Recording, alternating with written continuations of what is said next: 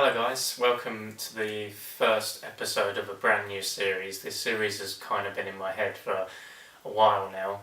I really just wanted to, as well as doing current film reviews, films that are coming out now, and looking at films that are underrated and such, I also really wanted to look at the films which I consider to be just some of the best films I've ever seen.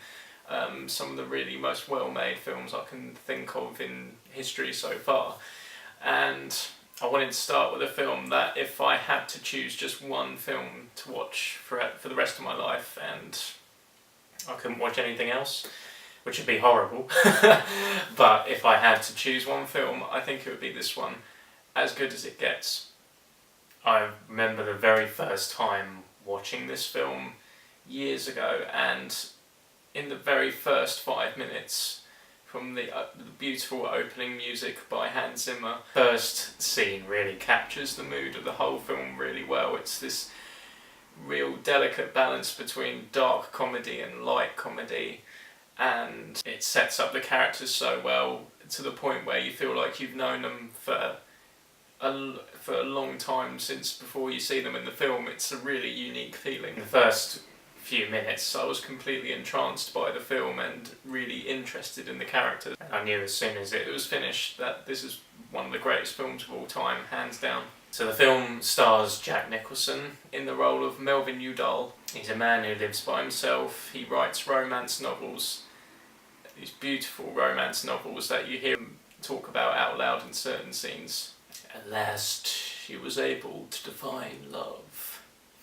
And Jack Nicholson, I think this is his best performance that I've ever seen. He's a great actor and he's got so many great performances, but this is the one that I really love the most and can watch again and again, and his character is so beautifully done in this. After the first 10 minutes or so, you also get to know more of the characters. You get to know his neighbour, Simon, played by Greg Kinnear, and his other half, played by Cuba Gooding Jr.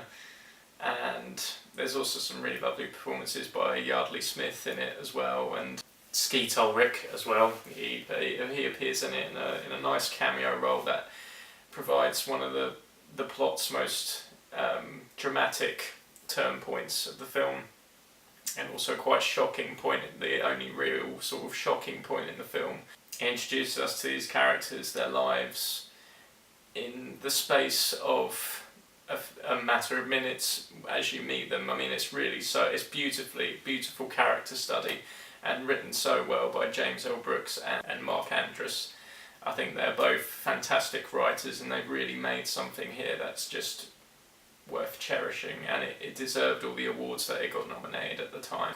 We also get introduced to the character of Carol, played beautifully, amazingly, by Helen Hunt. She is so good in this film, and I mean, everything I've seen her in she's great in, and this was the first film that I properly saw her in, and it was a great introduction. She's a fantastic actress. This performance is one of the best I've ever seen. I think it's so sensitively done and it just feels so real, this film. Like, you watch it and you get, every time you watch it, it feels like you're kind of watching it again for the first time, because and you know these characters the more you watch it, and there's something to delight in every time you watch it, every second of the film. So it focuses on these three characters mainly, Carol, Melvin and Simon. The dialogue in this film is unlike anything I've heard in any other film. It's a genuinely hilarious film. Like, I laugh out loud every time I watch it. And like I said earlier, it does strike that delicate balance between light humour and dark humour. Everybody does such a fantastic job, and I think down to their performances is what makes the script and the writing of it so perfect. But of course, got to give credit to Mark Andrus and James L. Brooks for coming up with the story and the general feel of the film as well. The themes, OCD, obsessive compulsive disorder, because we learn this quite early on that Melvin does suffer from this. It's an affliction of his. And I think it portrays it perfectly. It's something it rings true to me the more I watch it, because throughout a particular year of my life, when I was about 22, I suffered quite badly from OCD, and when I watched this film since that time, I recognise a lot of the stuff in the film, and a lot of it really rings true, and it's quite emotional actually watching. So I have a personal relevance to that, but I also think it's a fascinating account of someone who does have OCD. I think it's really delicately, beautifully done, and really well observed. And I suppose another thing is social etiquette as well, which Melvin does lack, I suppose. And that's part of where a lot of the humour of the film comes in, is that he doesn't seem to really get the rules of general sort of conversation or interaction with other human beings.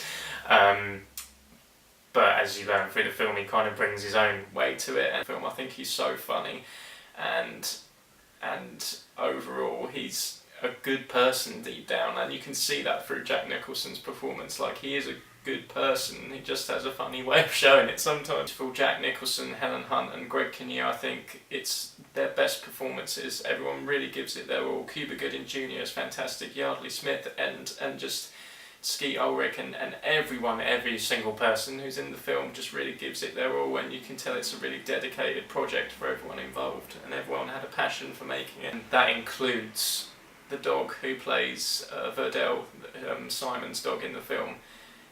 It's the best dog acting I've seen in anything. I think it's you genuinely feel emotionally connected to Verdell, and you do really get really attached to the dog, and you feel like it's your own when you're watching it. It's beautiful.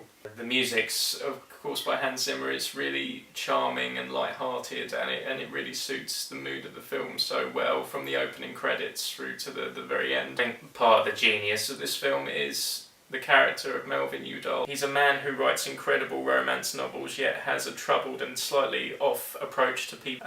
He's relatable and charming all the same, which is just it's a work of art, really, getting to see that on screen and just seeing that work. Carol, played by Helen Hunt, portrays a really wonderful human being, and I imagine she's really lovely in real life as well, because someone who plays a character this lovely has got to have that in real life as well, I think.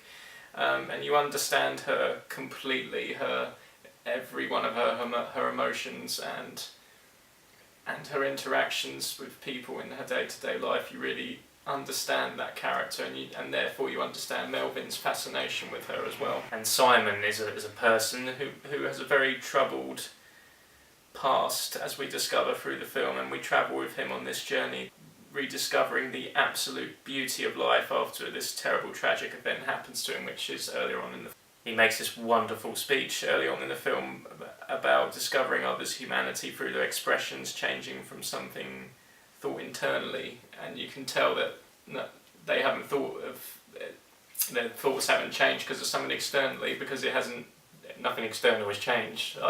He says it much better in the film than I just said it then. You ever watch somebody who doesn't know that you're watching them? An old woman sitting on a bus, or kids going to school, or somebody just waiting, and you see this flash come over them, and you know immediately that it has nothing to do with anything external, because that hasn't changed. And when you see it, they're just sort of realer and they're more alive. I mean, you look at someone long enough, you discover their humanity. Overall, it's a story about true human commitment, connection, and the absolute importance of relationships.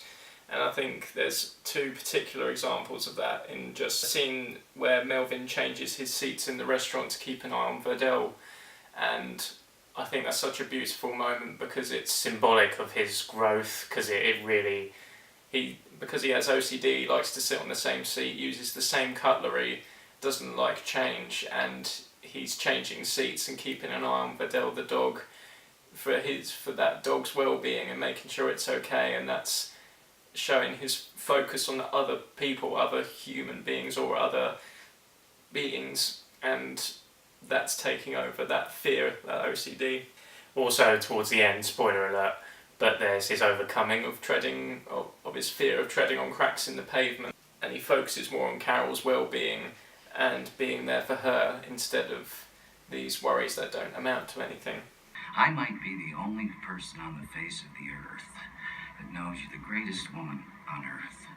I might be the only one who appreciates how amazing you are in every single thing that you do, and how you are with Spencer. Spence. And in every single thought that you have, and how you say what you mean, and how you almost always mean something that's all about being straight and good. I think most people miss that about you. And I watch them wondering how they can watch you bring their food and clear their tables and never get that they just met the greatest woman alive. And the fact that I get it makes me feel good about me. A really heart-achingly romantic and beautifully funny film. I'd really recommend it to every single person on the planet. I think it's an amazing film. Pretty much perfect, actually. I don't think it's near perfect. I think it is a perfect film, and I'll just watch it again and again. Thank you so much, guys, for watching. I really have a big passion for this film. I hope you guys watch it and like it. Let me know what you think if you have seen it in the comments below. Thank you.